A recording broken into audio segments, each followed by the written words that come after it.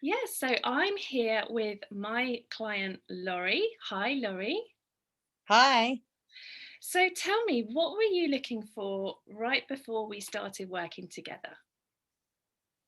I'm not really sure exactly what I was looking for, but I was putting into place a lot of different things to try to live a sober and happy life.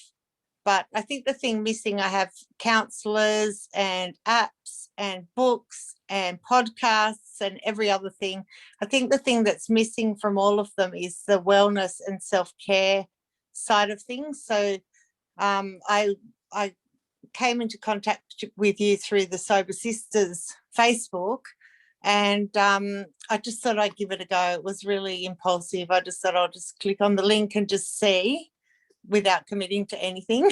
Mm. Just saw what it was about because I saw something a bit different in that than I was getting from all. I mean, it's obviously a you need multiple sources of support, but this just offered something a bit different. And it was very, very self um, based. It wasn't about external factors, it was about working on yourself. Mm. Yeah, and so that called to you. You felt that calling. Yeah, I just felt it was a gap in. I mean, we focus on the tools of sobriety. There's a whole bunch of different options to help. There's support groups and counselors that sort of work through, I guess, maybe past issues or external factors. But I think the key with this one is it makes you take responsibility. But Mm. it's not only that, it's actually task based. So it's practical things that you can do to, and they all work. It's just incremental. They all work together, but you don't feel overwhelmed by having, oh my God, I've got to meditate now and I've got to do this, I've got to do that. It's all very easy, practical things you can just slip into daily life without having to really commit to any great task. Mm. Yeah, great. So, is there anything that almost stopped you from joining the Sober Sisters Rise to Freedom program at that time? Not really, no, because it's a combination of the practical nature of it, but also the ongoing support and accountability. So it was another layer where I was thinking, oh my gosh, I've got to face Kath. If I choose to make some decision that isn't good for me, I have to then own up to it when I see you. Yeah. And so then even if I do make that choice, I still have to talk to you, but you can put a different lens on so I don't do it again. So it's just working in well with the other things I've put in place. And it's a journey. Like, you have to work towards sobriety. You don't just decide to give up one day, which surprised me, I must admit. But yeah, now it's finally sticking after a lot of different, and this is a big part of it, Yeah. which is why I've chosen to continue to do it after the 8 weeks. Mm. Yeah, and it really is a journey. It really is a journey of exploration and, finding out what's working and what doesn't. So yeah, what was your first impression of the Rise to Freedom program? Well, I knew a little bit about it because I was on the Sober Sisters app. The Facebook page first. And so there was a little bit of sort of scrolling through things and, finding out a bit more about it. But really, it was a matter of, I was thinking, I'm doing all these things. I'll just click on this because I have tried a lot of different programs and things as well. Um, but it's impulsive. I just thought this looks really good. Something about it stood out to me. I can't tell you exactly what that was, but something about it made me think it was something else I really wanted to try. Mm. Because I've come across things like some of the other programs, I haven't actually gone the next step. So there must have been something about it. I don't know if it was the color of the, it was something quite shallow. But when I spoke to you, I felt that it was going to be really beneficial. Mm. I love that. So So my advice is just click the link and find out. Yeah. because it was when I spoke to you that I thought, yeah, this is what I need. It Mm, was, yeah. I love that. So share a few of the results that you have achieved while we have been working together.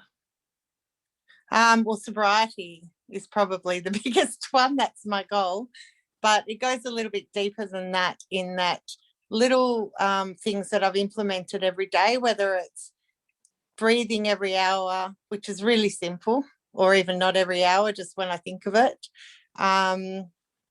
Things like some of the ideas, like, for example, the having a panther prowling around, looking after you and not letting people in, so it gives you a bit of strength to say no if you're getting overwhelmed, to work out what things are really important to you that you're going to invest your time and energy in, and not just continually saying yes to everybody and getting completely.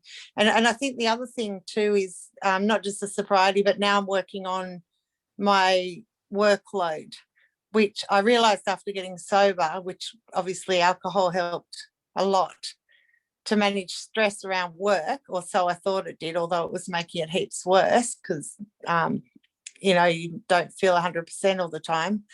The other part was, now that I'm working on now, is managing my workload, and the workload doesn't go away, but I'm working on how I respond to that. So making sure I'm sort of planning well, not getting overwhelmed, working out what I don't need to do immediately, which is where the panther comes in. And just getting a bit more clever. I was always good at prioritizing to a degree, but this is really honed in to take away that overwhelming stress of having a huge list of things to do and thinking, not quite working out what's important. So there's a whole bunch of tools that have really helped, and that's where I'm working at the moment. That's my biggest source of stress.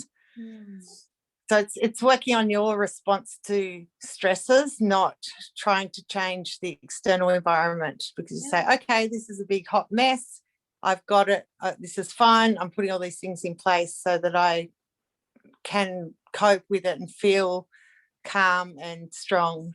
So that's, I guess, where I'm really getting a lot of benefit out of the program. It's less about accountability to you now. Like, have I drunk, have I not drunk? Now it's just, okay, this is good, I'm just progressing, and it's just going to get better. And how has that affected your confidence? Well, I just feel like I can congratulate myself on what I achieve, instead of constantly being worried about what I haven't done. So when I'm going, okay, oh my God, I've got all these things to do, I go, well, wait a minute, look at what I've done this week.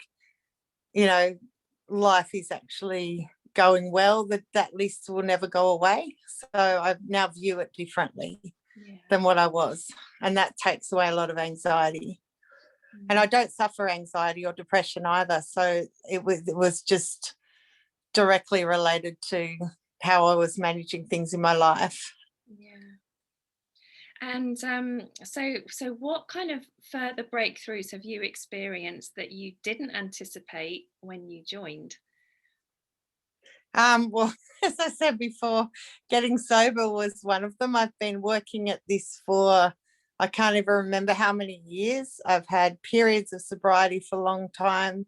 I haven't ever felt that there's no little doorway left open now. So in the past, there was always this little, I may drink in future, I might do whatever in future. Now that's just closed.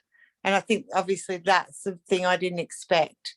So admittedly, like I said, I'm doing a few different things, but this program just shut the door for me. And now I'm working on other things that I wouldn't have ever got to if I still had the door a bit open. Because as soon as I hit stress, I probably would have caved in or something. So now I'm like, nope, I've got this. And the beauty of it is I don't get cravings at all. Like, I don't have to live life wanting it. I don't have to worry about it. I go out to pubs and clubs with my friends. I go to restaurants. I go to bands. Alcohol's around me all the time. It just doesn't exist to me almost now. I'll have a red fire engine if I go out. Yeah, and which I is, know. if you're not from Australia, it's lemonade and red cordial, Oh, which is really not good. But yeah, I it's like a treat, and I don't, yeah, I yeah. don't get the urge to buy a vodka. But I know, Laurie, that that wasn't always the case, because I remember not so long ago I remember you saying, "I'm just not going to go to these Mm. social events. I'm really worried." Like, I know you were worried about that, but you managed to just, I don't know, you somehow went into a deeper level, a higher level, and you found your confidence with that. You just, Yeah, yeah, then that's what I mean about shutting the door on it. And yeah, I'm talking years and years and years. And like I said, periods of sobriety, the door was always a bit open. I never had committed to not ever wanting it again and not having it as part of my life. So I've been doing counselling, and I've done smart recovery, and I've done all sorts of different books I've read, and this was just that little piece that was missing about self-awareness and management of other factors to take away some of the stress that I would normally feel with drinking. So it's just that it's a little piece of the puzzle that was just really crucial, but I haven't really found that anywhere else. It's never holistic. It's always a meditation class, a yoga class. It's always very focused on, you know, sort of techniques like journaling, and you've got to do all these things, and the day ends up being a chore because you've got yeah. 28 things you've got to do, and then you're not caring for yourself. So this is little things that just every week there's a new little thing introduced, like the panther, like putting my diary, my list of things to do into a daily task list, and I just have to achieve that task, and then I don't have to worry. So there's a bit of planning, but it's not arduous.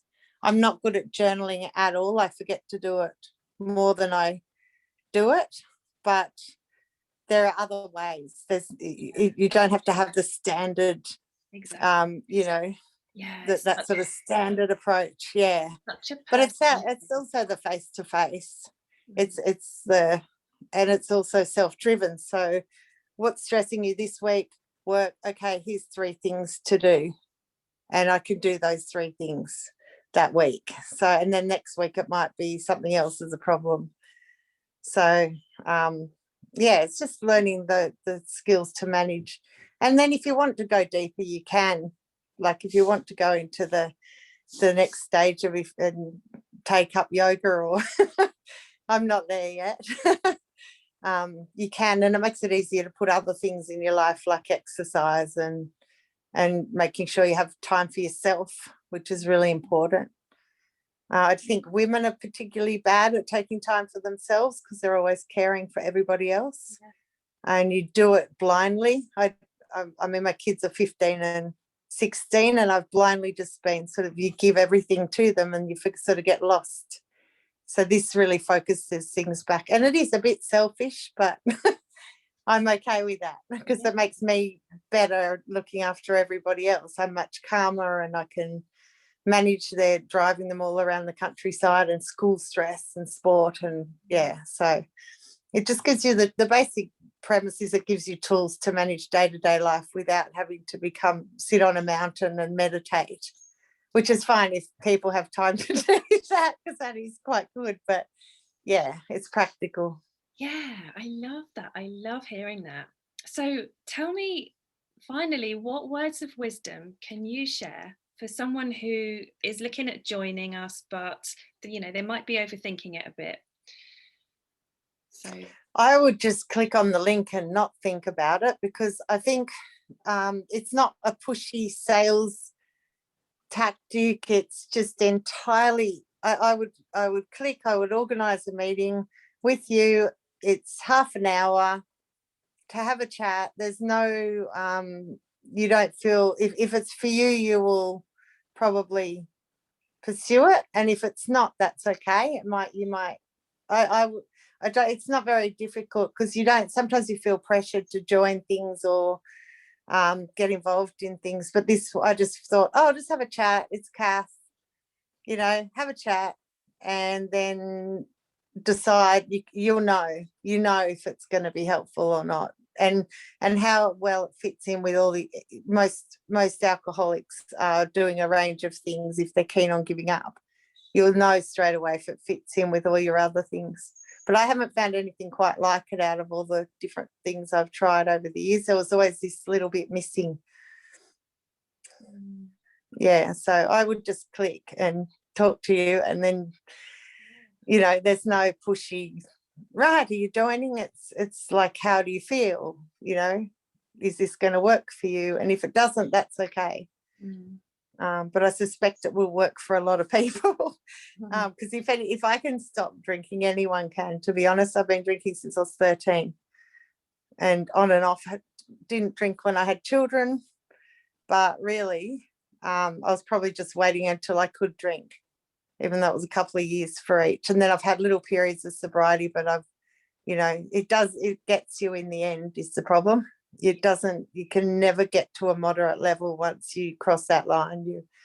And so you want to live life to the fullest. And yeah, so this is a little bit extra you need just to cement whatever decision you've made. Yeah. I love that. Thank you, Laurie. Thank you for sharing this with us. Thank you for sharing your experience. And yeah, I'm looking forward to us continuing on the journey together. So yeah, me too. Yeah. Thank you. Yeah. Thank you.